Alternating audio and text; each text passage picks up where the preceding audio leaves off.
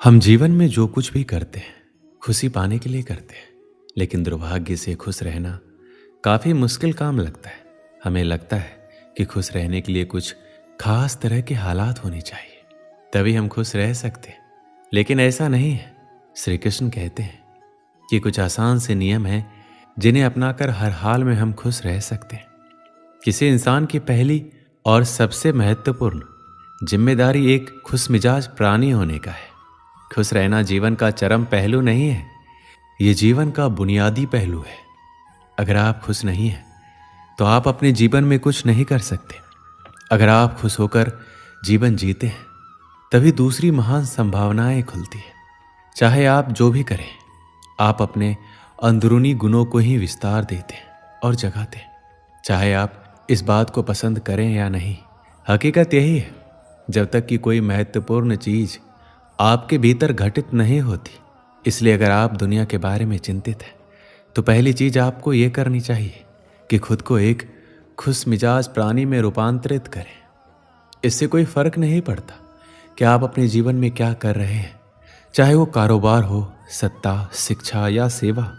आप ऐसा इसलिए कर रहे हैं क्योंकि आपके भीतर कहीं गहराई में एक भावना है कि इससे आपको खुशी मिलेगी।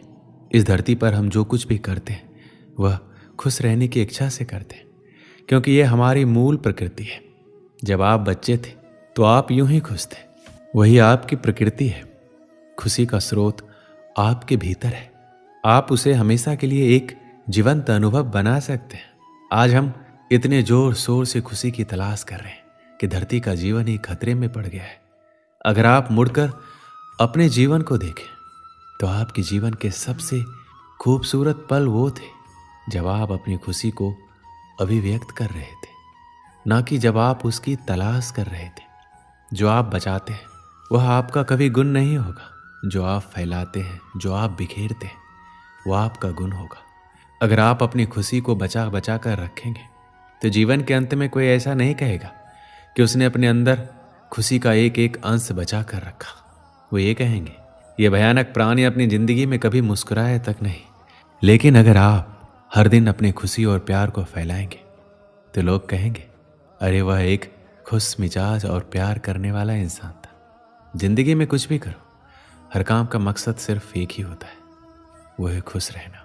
चाहे बात पैसा कमाने की हो, कैरियर बनाने की हो या फिर किसी फील्ड में टॉप पर पहुंचने की। इंसान अपने जीवन में सब कुछ खुश रहने के लिए करता है, क्योंकि जो खुश है वही स्वस्थ भी है, और जो खुश है और स्वस्थ है उससे ज़्यादा किस्मत वाला कोई अन्य नहीं हो सकता। जब तक हम ये नहीं समझेंगे कि खुशी क्या है, तब तक हम खुश कैसे रह पाएंगे। इसलिए हमें ये जानना आवश्यक है कि आखिर खुशी है क्या। सभी के लिए खुशी एक समान नहीं होती। यदि किसी छोटे बच्चे को रोड पर चलते हुए 10 के नोट मिल जाए तो उसे बहुत खुशी होगी। किसी बड़े लोग को 10 का नोट मिल जाए तो उसे शायद इतनी खुशी नहीं मिल पाए।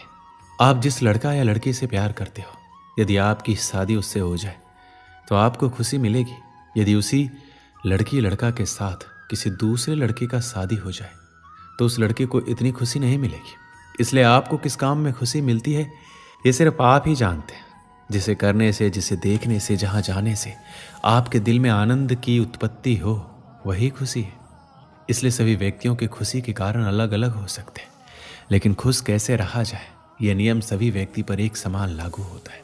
जिसे आप मेरा मन कहते हैं वह असल में आपका नहीं है, आपका कोई मन नहीं है। जिसे आप मेरा मन कहते हैं वह बस समाज का कूड़ेदान है। कोई भी जो आपके पास से गुजरता है वह आपके दिमाग में कुछ न कुछ डाल जाता है। आप वाकई ये चुन नहीं सकते कि किससे आपको चीज़ें ग्रहण करनी है और किससे नहीं करनी है। अगर आप कहते हैं मुझे ये व्यक्ति पसंद नहीं है तो आप किसी भी और से ज़्यादा उस इंसान से ग्रहण करेंगे। अगर आपको इस बात की जानकारी हो कि उसे ठीक करके इसे इस्तेमाल करना है तो ये कूड़ेदान उपयोगी हो सकता है। जब आप सुबह उठते हैं तो पहली चीज़ आपको ये करना चाहिए कि आप मुस्कुराइए, क्योंकि लाखों लोग कल सोए थे, आज नहीं उठे, मगर आप उठे। ये सबसे कीमती चीज़ है कि आप जीवित हैं, और जो भी आपके लिए मायने रखता है वह जीवित है। इस दुर्भाग्यपूर्ण रात जब इतने सारे लोग नहीं उठे, इतने सारे लोगों के प्रियजन नहीं उठे, तब आप और आपके प्रियजन उठ गए। क्या ये शानदार चीज़ नहीं है? इसका महत्व समझे और कम से कम मुस्कुराएं। दिन के 8 से 9 घंटे हम काम करने में बिता देते हैं। काम करना अति आवश्यक है, लेकिन सिर्फ काम की वजह से अपने दूसरे शौक को पूरा ना करना गलत है। उन चीज़ों को समय दें जिनमें आपकी रुचि है। जब आप अपने जीवन में संतुलन बनाकर रखते हैं तो आपको तनाव की शिकायत कम होती है और आप जिंदगी खुशहाल तरीके से जीने लगते हैं। अपने जीवन में पिछली ऐसी सभी घटनाओं को भुला दें जो आपको आज दुखी बनाती है। उन लोगों को माफ़ कर दें जिन्होंने आपको दुख पहुंचाया है। उन गलतियों को भूल जाएं, अपनी भी गलतियों को भूल जाएं, लेकिन उनसे सबक लेना ना भूलें। कभी कभी खुद को अकेला करें और किसी के साथ बैठने की बजाय अकेले कुछ देर बैठें, खुद के बारे में सोचें और याद रखें कि इस वक्त आपका फ़ोन या लैपटॉप या आपका दोस्त आपके पास नहीं होना चाहिए। आप खुद के साथ थोड़ा समय बिताएं। खुद के साथ समय बिताने से तनाव भी कम होता है। खुश रहने के लिए ज़रूरी है कि आप दूसरों की कही गई बातों को भूलना सीखें। कई लोग ऐसे होते हैं जो दूसरों की बातों को दिमाग में रखकर उनके बारे में लगातार सोचते हैं। खुद को खुश रखने के लिए ज़रूरी है कि आप नकारात्मक सोच से दूर रहें। सकारात्मक सोच आपको बुरी परिस्थितियों से निकलने में मदद करती है। दूसरों से अपेक्षा करना छोड़ दें।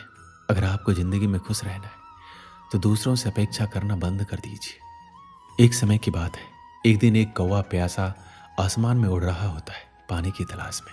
उड़ते उड़ते वो एक चिड़ियाघर के पास पहुंच जाता है। वहाँ काफ़ी भीड़ होती है।